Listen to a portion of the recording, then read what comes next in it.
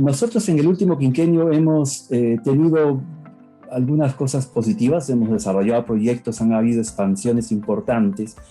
Desde el 2014 a la fecha hemos aumentado nuestra producción de cobre al doble. Hemos pasado de 1.2 a 2.5, 2.6 millones de toneladas de cobre fino, lo cual es muy importante.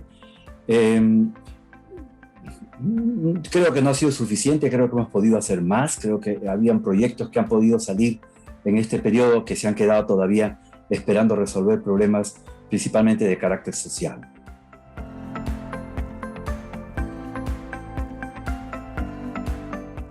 Bueno, hay varios, ¿no? Hay varios. El más conocido, el problema más conocido es el de Tía María, ¿no? que ha tenido una serie de controversias y lamentablemente ha sido postergado. Pero hay otros más. En Cajamarca tenemos pues una cantidad de proyectos que deberían avanzar. Ahí tenemos un clúster de pórfidos que si salieran todos juntos, las posibilidades de infraestructura compartida, de desarrollo regional serían fabulosas, ¿no? Y eso no está sucediendo. Estamos hablando de Minasconga, de Galeno, de Michiquillay, ¿no? En el norte también, en la frontera, tenemos Río Blanco, que también está estancado. Bueno, ya son los proyectos conocidos, pero bueno, eso es algo que tenemos que manejar de alguna manera y tenemos pues que conseguir los compromisos necesarios para que esos proyectos sean viables.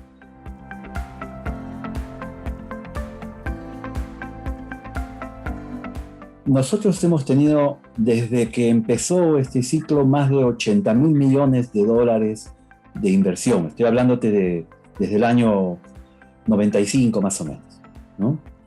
Incluso un poco antes, del 93.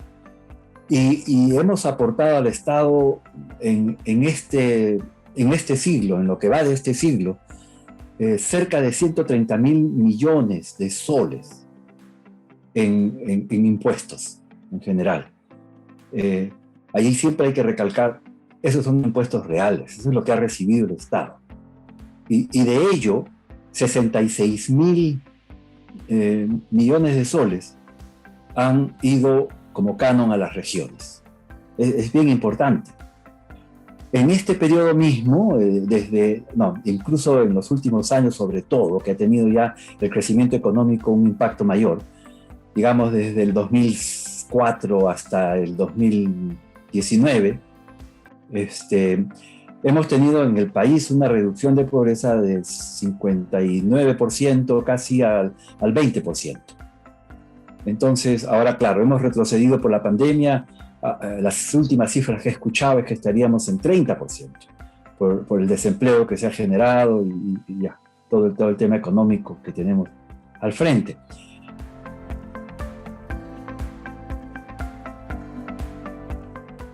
El empleo ha sido importantísimo. Nosotros hemos logrado, entre empleos directos e indirectos, más o menos 1.6 millones de personas ocupadas en la minería. Y si contamos a sus familiares, estamos hablando de más o menos más de 6 millones de personas beneficiadas, lo cual implica el 20% de la población nacional. O sea, eso es también importante. Y ahí se ven dos cosas muy claras. No es que la minería no aporte recursos económicos para la inversión en las regiones, en el país y en los territorios, tampoco es que no genere empleo. Y el empleo que genera no solamente es el empleo que genera dentro de la industria misma, porque aparte de esto que estamos hablando, genera encadenamientos importantes hacia otras industrias, y en algunas regiones donde la minería ha sido importante, ya se ha visto industrialización. Nosotros actualmente exportamos cerca de 8.000 millones de dólares en productos industriales que están basados justamente en los metales que producimos. De manera, eso no es poco. Arequipa nomás exporta actualmente como 105 millones de dólares en productos de ese tipo, y a varios países, Colombia, Chile, Bolivia, incluso Estados Unidos. Esos son los beneficios. Ahora, La reducción de la pobreza se debe al crecimiento económico, y eso los economistas lo saben muy bien. El crecimiento económico es responsable de la reducción de más o menos el 70% de la pobreza que se logra disminuir. Pero el 30% de esa reducción viene justamente del desarrollo económico adicional y de los encadenamientos y de todo lo que implica la política económica del país y el crecimiento económico del país, y el trabajo que se genera, el empleo es lo más importante.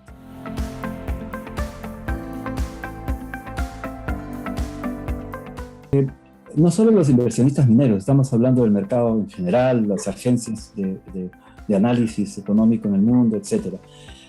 Nos han visto en realidad como un país que ha sabido manejar todos sus parámetros macroeconómicos, una caja fiscal responsable, hemos tenido superávit de exportaciones, hemos tenido reservas importantísimas que han estabilizado la economía, que han reducido tremendamente la inflación también, la han mantenido estable con el tope del 3% y muchísimas veces mucho menos que eso, de manera que hemos sido un ejemplo para la región y para el mundo, ¿no? Pero ahí viene la otra cara de la moneda también. Lo que nos damos cuenta hoy en día, y la pandemia nos lo ha puesto en clara evidencia, es que no es suficiente con crecer económicamente. Nosotros como país necesitamos ir muchísimo más allá. El desarrollo territorial es una cosa fundamental. Y la reducción de la pobreza y el empleo a través de la generación de desarrollo económico, que no necesariamente es la minería. La agricultura creció bastante, la pesquería creció bastante, pero todavía les falta muchísimo como para llegar al nivel, digamos, en el que está la minería, pero hay que seguir apoyando. Pero además de eso hay que hacer muchísimo más. Hay que hacer muchísimo más en cuanto a desarrollo de infraestructura en el país que pueda lograr la integración entre las regiones, por ejemplo.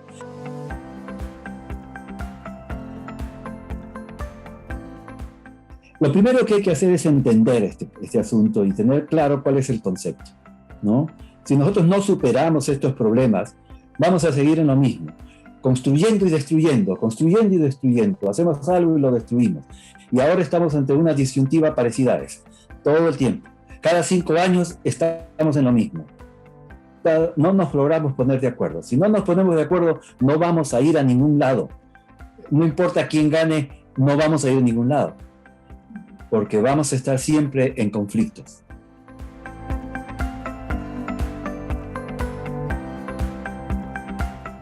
Están avanzando un poco el tema de Toromocho, el tema de las plantas para hierro y metales base en el sur, en Pisco, la empresa china. Hay varios proyectos que están avanzando lentamente. No se escuchan muchas noticias sobre los trámites que están pendientes. Ya estamos a fines de mayo, ya estamos llegando hacia fines de mayo. Ya deberíamos tener esto más o menos resuelto, pero la verdad de las cosas es que yo veo el proceso lento todavía. No tenemos proyectos nuevos para adelante en los próximos 3 años de gran relevancia tampoco. Entonces, descansamos. Minajusta, que ya prácticamente terminó su proceso de construcción y ya está en producción, pero que Yabeco todavía tiene probablemente para empezar producción hasta fines del próximo año.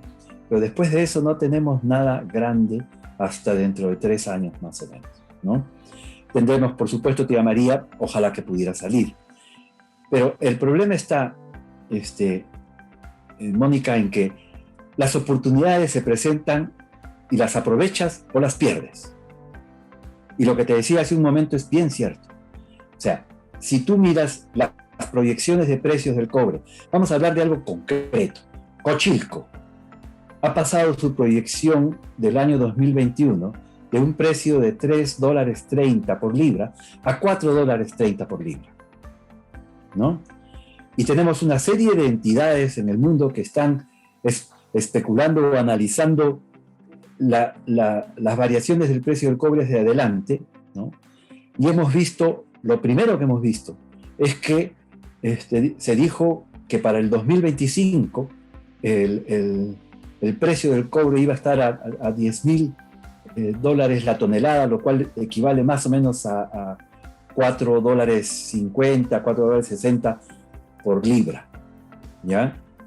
Eso ya lo pasamos, ya hemos llegado casi hasta 11.000 y probablemente vamos a llegar a 15.000 para el 2025, como ya también lo anunció otra agencia. Y ahora he estado leyendo hace poco de que se pronostica que en 10 años el cobre va a estar en $30.000 la tonelada. Estamos hablando de, no sé, $10 la libra. Esas son cosas que nunca se han dado, son totalmente inéditas, ¿ya? Lo que se ha pronosticado para los próximos 10 años es que el déficit de la provisión de cobre frente a la demanda que va a haber es del 20%. Es muchísimo.